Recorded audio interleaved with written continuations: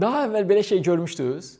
New Yorkdakı bir fast food restoranı kasiyer tipli işçilərini Filippindən uzaqdan olaraq işə götürüb.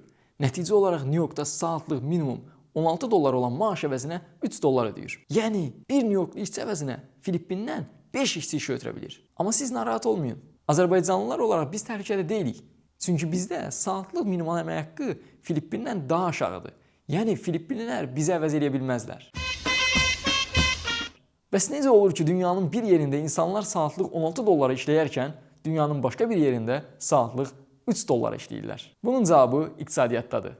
Əlimdən gələn qədər səhifəmdə maliyyə, iqtisadi və sosial məsələlərlə bağlı videolar hazırlayıram. Gəlin bu videoda da birlikdə bir model quraq və bunun niyə belə olduğunu birlikdə başa düşək. Azərbaycanın bir kəndində mövcud olan 2 ailə və ev düşünək. Hər bir evin 5 sakini olsun.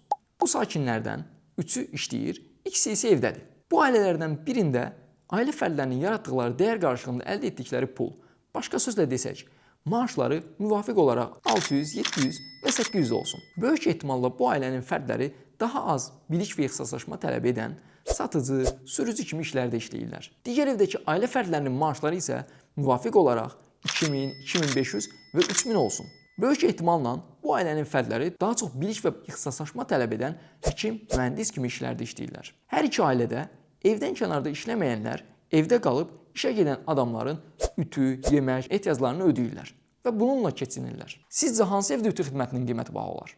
Əlbəttə ki, ikinci evdə. Çünki ikinci evdə işləyən ailə fərdləri xidmət və daha yaxşı xidmət üçün rahatlıqla daha çox ödəməyə hazırdılar. Necə ki, ikinci evdə ütü xidməti baha olduğu inkişaf etmiş ölkələrdə də eyni işə görə əldə edilən əmək haqqı daha yüksək olur. Real dünyada işləyən ailə fərdlərinin yerini ölkənin əsas ixracatını təşkil edən şirkətlər. Evdə qalan fərdlərin rolunu isə yerli bazara xidmət göstərən şirkətlər və şəxslər oynayır. Filippin və Azərbaycan kimi ölkələr isə təəssüf ki, dünyada özünü ixtisaslaşmamış və biliyi olmayan ailələr kimi aparır. Videonu bəyəndinizsə, səhifəni izləyərək bu tip konseptlər haqqında öyrənib özünüzün və ölkəmizin xeyri üçün istifadə edə bilərsiniz.